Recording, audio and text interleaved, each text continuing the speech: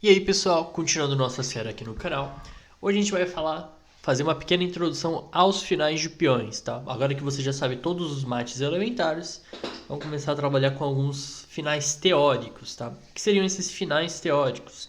Os finais teóricos são finais que a gente realmente precisa saber, entender e decorá-los, tá? Porque esses finais são a base de outros finais e são a base para uma tomada de decisão melhor, tá? Então aqui a gente tem a primeira posição, tá? Então tem alguns elementos bem típicos desses finais de peões, que são o seguinte. O primeiro deles é a oposição.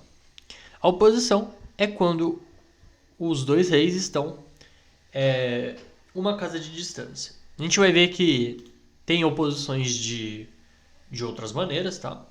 Mas a gente vai trabalhar com a oposição direta aqui. Então sempre vai ser uma casa de distância, tanto aqui na horizontal, aqui na vertical, aqui na horizontal e na diagonal. Então em todas as direções pode acabar tendo a oposição. Então por que a oposição é tão importante, né? Na luta, quando você está tentando promover um peão, você precisa. O peão não vai promover sozinho, né? O rei adversário vai vir atrapalhar. Então a gente precisa colocar o nosso rei na frente do peão para lutar contra o rei do adversário. E aí entra a oposição. Só que aqui depende de uma coisa extremamente importante: a vez de quem está jogando. Tá? Então a gente já falou de oposição. Tem aqui também o conceito de casas críticas ou casas-chave, tá? Que são casas que, se você pisar, você ganha. Então, no caso do peão de D4, eu tenho uma certa noção aqui que os peões na quarta fileira, quando os peões estiverem na quarta fileira, as casas críticas são essas aqui. Então, por exemplo, para o peão de D4, as casas críticas são C6, D6 e E6. Então, se o peão estivesse em G4, acredito eu que as casas críticas seriam F6, G6 e H6. Tá? Mas o peão está em D4. Então, a luta é por essas casas. Só que aqui depende de quem é a vez. Porque aqui é a vez das brancas. E com as brancas jogando essa posição, a posição empata. Então por quê? Justamente por causa da oposição. Então vamos lá. Rei C5. Opa, eu não consigo mexer. Aí é bad. Tá, eu vou colocar... Acho que o exemplo que eu tinha colado ali não deu certo. Mas enfim, que quem sabe faz ao vivo, né? Então rei C5. E qual é o método para o preto se defender? Rei C7, oposição de novo. Então rei D5, rei D7. E a gente vai perseguindo o rei das brancas. Claro que se ele voltar vai acabar repetindo a posição, então vai empatar. Então o único jeito das brancas tentar progredir aqui é avançando o peão. E a gente sempre se colocando na frente do peão. Rei D7, agora D6. E aqui é um momento muito importante para o preto conseguir defender essa posição. Que é o seguinte: o lance que tem que ser feito aqui é rei D8. E aí o preto empata. Porque se deixar jogar rei, se por exemplo você jogar rei E8, você deixa o branco tomar a oposição com rei E6. E aí a gente fala que um dos lados perdeu a oposição quando entra nessa posição de oposição e é a vez do lado que está jogando. Então, por exemplo, aqui, como é a vez das pretas de jogar, o preto perdeu a oposição. E aqui ele acaba perdendo a partida, porque depois de rei D8, D7, e agora o preto tem que sair. Rei C7, rei 7, e a gente acaba promovendo o peão de D.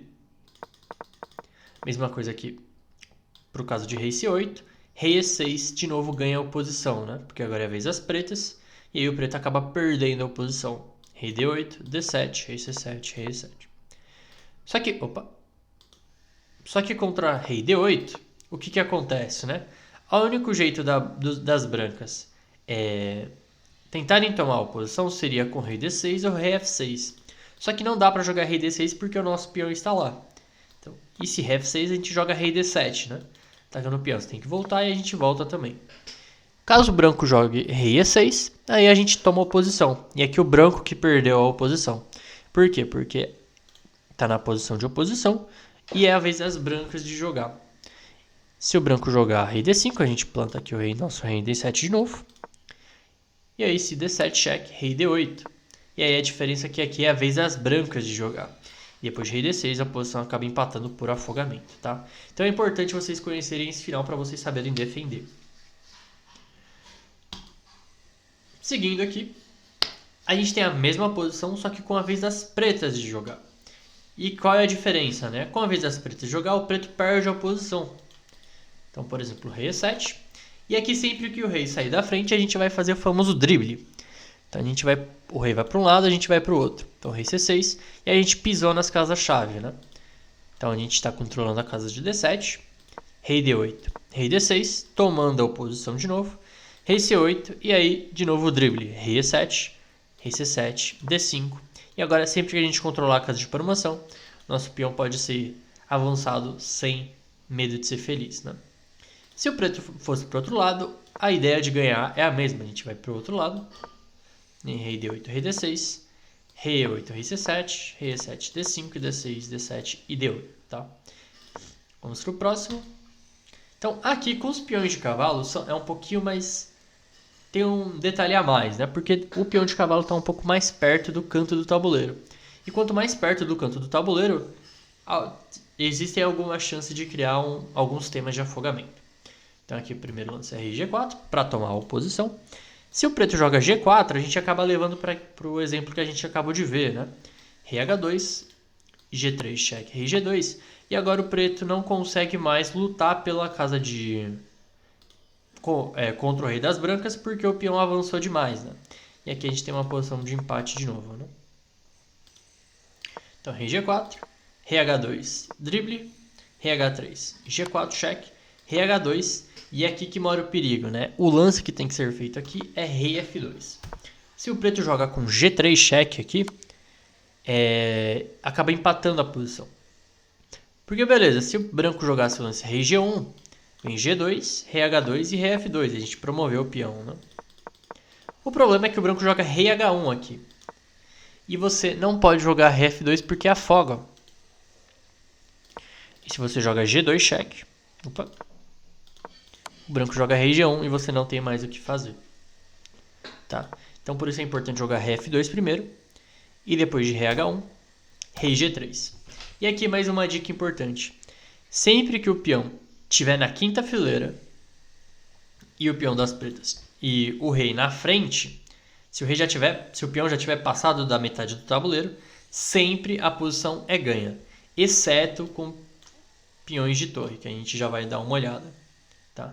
Então aqui depois não importa a vez de quem joga. Então rei G1, rei H3 e aqui o branco abandonou, porque depois de rei H1, G3, rei G1, G2, rei F2, rei H2. E aqui a gente vai promover e aí vai transpor para o final de rei, dama contra rei. Então beleza, vamos para o próximo final. Então aqui é a vez das brancas de jogar. E aqui é para ilustrar o tema de guardar um tempo. Então o que acontece aqui? É a vez das brancas, então as brancas aqui vão perder a oposição. Mas aqui, como o peão tem uma casa para ir ainda, a gente pode jogar o lance D3. É o tempo guardado, na verdade, né? A gente gasta esse tempo que a gente tinha guardado e agora a gente passa a vez pro preto. E agora o preto acaba perdendo a posição. E a gente consegue ganhar da mesma maneira que a gente viu nos exemplos anteriores. Então rei E6, rei C5 fazendo o drible, rei D7, rei D5, oposição, rei C7, rei E6, famosíssimo drible. Claro que se o branco jogar D4, rei D7, a posição empata, né? Então sempre tomando cuidado aí. Então rei E6, rei D8, rei D4, rei 8, D5. E agora que o peão passou da quinta fileira e o rei das brancas está na frente, a posição é ganha, né? Então rei D8, rei D6. Se jogar D6, o preto empata, né? Rei 8, D7 cheque, rei D8 e rei D6. Mas aí joga rei D6, força o rei das pretas a vazar dali e dá o famoso drible. E aqui a posição é ganha pro branco, né? Só que qual é o problema dos peões de torre, né? As casas-chaves para o peão de torre seriam G2 e G1. Só que você não basta só controlar as casas, né? Você precisa ocupar essas casas. Porque se você não ocupa, acontece o que está aí no tabuleiro. O lado fraco tem a opção de conseguir trancar o seu rei. E aí você não consegue ganhar o final, né? Porque, por exemplo, depois de rei H1, rei F1. H2, rei F2 e o preto não consegue sair daqui e a posição empata por afogamento. Se fosse a vez das pretas, só deixa eu passar o lance aqui rapidinho. Se fosse a vez das pretas, rei G3 aqui sairia da prisão aqui no canto do tabuleiro, mas depois de rei G1 não tem como expulsar esse rei aqui do canto do tabuleiro. E aí a posição acaba empatando de novo, tá?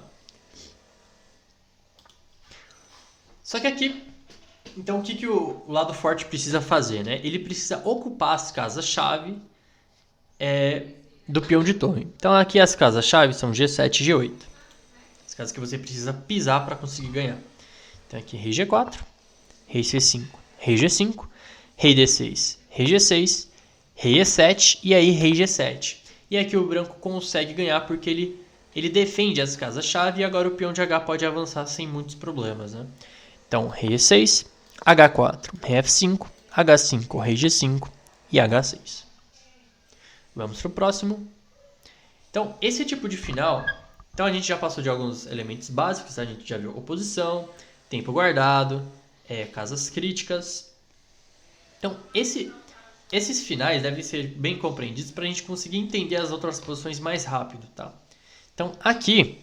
O peão das brancas já passou da quinta fileira, já passou do meio do tabuleiro. Então, se a gente acabar tomando o peão de D6, a posição é ganha, né? Então, aqui o branco consegue fazer isso, fazendo o drible, rei A6, e expulsando o rei das pretas, né? Pro canto. E aí, depois de rei E8, rei toma D6, rei D8. Aqui é aquela coisa, o peão já passou da metade do tabuleiro, né?